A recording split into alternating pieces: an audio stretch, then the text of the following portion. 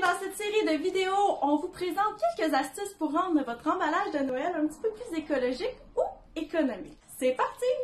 Si comme moi, vous oubliez de ne pas oublier vos sacs réutilisables, demandez les sacs en papier pour les réutiliser. D'abord, on les découpe. Par la suite, on dépose notre cadeau du côté imagé.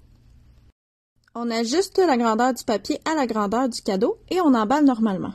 Vous allez voir, c'est un petit peu plus rigide que du papier régulier. Tadam! On peut aussi ajouter un petit peu de décoration.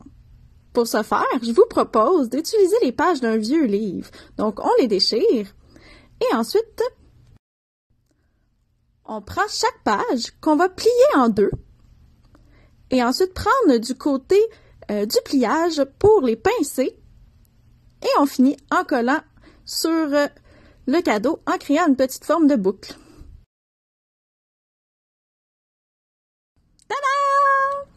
Tant qu'à avoir gaspillé notre livre, on va arracher quelques autres pages pour créer un emballage.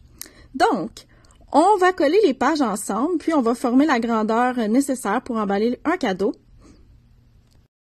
La grandeur va différer selon la grandeur du cadeau. Et on emballe normalement, comme on le fait avec du papier régulier, mais on va mettre un petit peu plus de papier collant.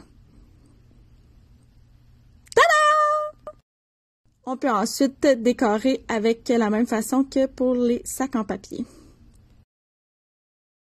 Comme quoi, écolo ne veut pas dire moins joli.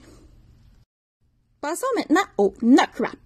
Le Nock Wrap, c'est emballé avec du tissu. On peut le faire avec des tissus spécifiquement créés pour ça, mais on peut aussi faire un 2 pour 1 et utiliser des foulards carrés, donc ces grands foulards qui sont à la mode présentement. Donc, on les utilise pour emballer, puis en plus, ça fait un cadeau supplémentaire à la personne à qui on l'offre.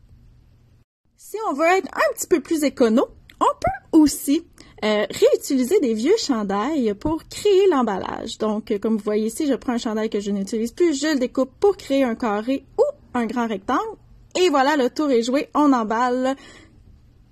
Il y a vraiment plusieurs techniques de Nock Wrap qui existent. Donc, si vous êtes curieux d'en découvrir quelques-unes, je vous invite à consulter les prochaines vidéos de la série où je vous en présente 3. Envoyez-nous les photos de vos résultats et joyeux temps des fêtes à tous. Merci!